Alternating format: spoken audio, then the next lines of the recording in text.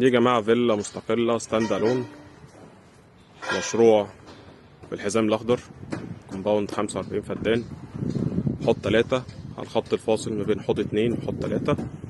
مساحة الفيلا دي 333 متر على مساحة أرض 404 متر، وفي مساحات أرض أراضي أكتر من كده. ندخل هنا من المدخل، تمام، ده المدخل تمام اللي ندخل منه. وعلى الشمال هنا في غرفة سائق، غرفة السواق بالحمام الخاص بتاعها. في ناس بتحب تفضلها تخليها، وفي ناس لا، بس هي غرفة مستقلة بالحمام بتاعها. تمام. المكان اللي انا ماشي فيه ده هيبقى الباركينج سلوت بتاع الركنة. بدخل هنا من الباب، على يميني هنا المطبخ امريكان كيتشن، او لو حد عايز يقفله برضو يخليه مطبخ عادي مصري.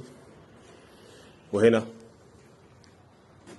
الناني روم بالحمام بتاعها فاتحة على المطبخ. تمام. وده الحمام الجيست تويلت اللي هو بيخدم على الريسبشن والمطبخ. ودي بقى مساحة الريسبشن. مساحة الريسبشن دي نقدر نقول ان هي 4 قطع كبار مرتاحين زي ما احنا شايفين، مساحة كبيرة. تمام. وده الفيو من داخل الريسبشن. كل اللي قدامنا ده هيبقى ووتر فيتشرز ولاجون، والجو هنا هيبقى مختلف تماما بعد ما الانشاءات واللاندسكيب تخلص.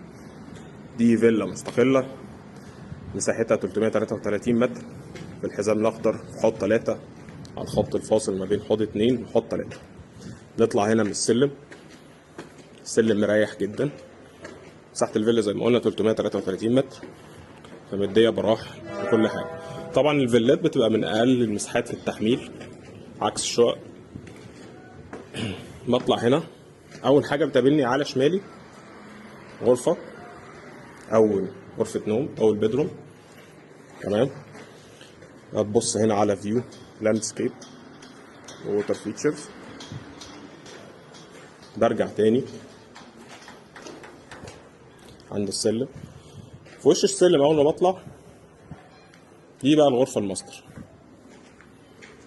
الغرفة الماستر بتبص هنا على لاندسكيب ووتر فيتشر، وده الحمام بتاعها، وده الدريسنج الخاص بالغرفة الماستر. برجع تاني هنا على التوزيع. ده الحمام اللي بيخدم على الغرف بتاعت الفيلا. تمام. ودي طرقة تحط فيها غسالة.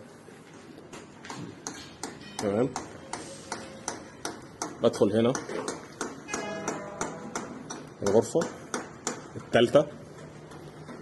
الفيلا دي عبارة عن أرضي وأول وروف، 4 غرف نوم في الدور الأول. بدخل من الباب ده برضو، دي غرفة برضو ماستر، بس ماستر بحمام مش ماستر بدريسنج، حمام بس خاص بيها. تمام.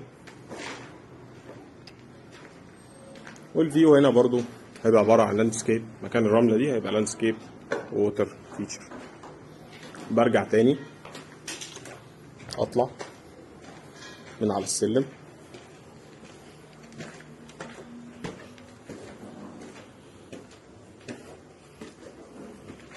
ده الروف الخاص بالفيلا. الفيلا زي ما قلنا مساحتها 333 متر.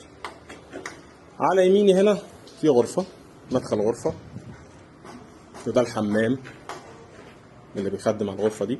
في ناس بقى بتخليها غرفة ليفينج، بتخليها غرفة نوم زيادة.